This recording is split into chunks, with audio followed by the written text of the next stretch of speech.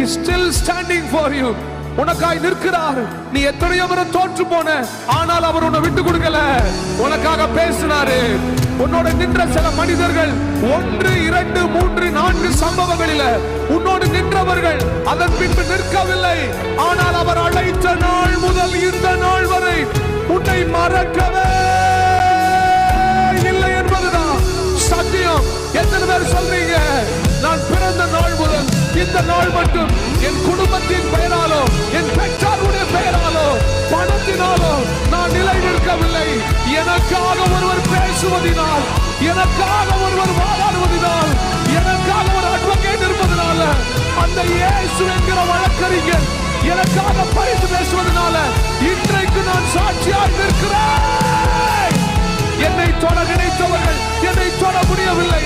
என்னை அழிக்க வந்தவர்கள் என்னை நெருங்க முடியவில்லை.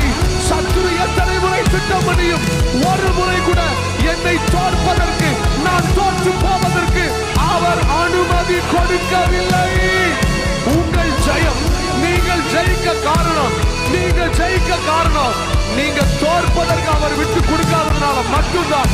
எத்தனை பேர் சொல்றீங்க, என் பலன் அல்ல, என் திறமை அல்ல, என் அந்தஸ்து அல்ல, என் புகழ் அல்ல, என்னுடைய கூட்டம் அல்ல, ஒன்றுமே